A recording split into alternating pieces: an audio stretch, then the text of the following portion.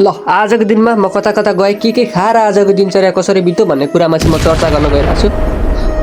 ल तपाईँहरू सबैलाई स्वागत छ मेरो नयाँ मिनी ब्लगमा। आजको मिनी ब्लग ट्याक्क कलेजबाट आएर रेडी भयो र खानासाना खाएर बाहिर हेर्दा चाहिँ मम्मीले यो चाहिँ तिलहरू पुरै तिल खुर्सानीको धुलो सुकाउनु भएको रहेछ र लुगा धुनलाई चाहिँ मैले आरीमा लुगा सुगा लाएर ट्याक्क रेडी पारिसकेँ र मम्मी चाहिँ यतापट्टि मुलाको अचार बनाउनलाई मुला एकदम धुँदै हुन्छ अलिकति बाँकी छ। उतापट्टि चाहिँ कलमा मम्मी एकदम तरिकाले अझै टन्नै मुजाइको बजारबाट पनि ल्याउनु भएको रहेछ, त्यसलाई पनि मैले पखाल्न थाल्नुभयो। त्यसपछि म लुगा धुन गएँ र एकदम दामी तरिकाले गोटीको स्कुलको सर्टहरू धुनुपर्ने थियो, त्यही भएर ल्याएर मैले चाहिँ एकदमै मजाले सुकाएँ। टलक्क घाम लागेको थियो र मम्मी चाहिँ यता मुला धोइहरि पुरै काट्न थालिसक्नु भएको रहेछ।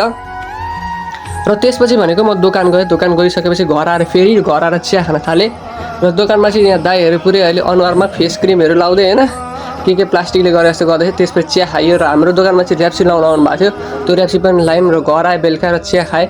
र आज चाहिँ ट्याक्क मन्दिर ल्याएर म चाहिँ चिलागढ धाम अब शिवरात्रि आउँदैछ, त्यसमा मेला लाग्ने भएको कारणले हामी चाहिँ अहिले बेलुकाको नाइट भ्यू हाम्रो दुधे पेजको लागि खिच्नलाई चाहिँ हामी जाँदैछौँ। र अहिले चाहिँ फाइनली हामी चिलागढ धाम तल पुगिसकेको छौँ, तपाईँले देख्न सक्नुहुन्छ। र त्यहाँभित्र चाहिँ हामी छिरिसकेपछि अब महाशिवरात्रिको लागि मेला लाउने भएको कारणले पुरै एकदमै लाइटिङ साइटिङ लगाएर एकदम लप पानाहरू मूर्ति सुर्ति बनाएर अहिले चाहिँ शिवजीको पनि नयाँ मूर्ति बनाएको रहेछ। फुलहरू पनि एकदम दामी तरिकाको फुल रहेछ। शिवरात्रिको 2 दिन अब फागुन भोलि र पर्सि लाग्ने मेलामा तपाईँहरू पनि सामेल हुन सक्नुहुन्छ। र भिडियो राम्रो लाग्यो भने लाइक गर्न नबिर्सनु। धन्यवाद।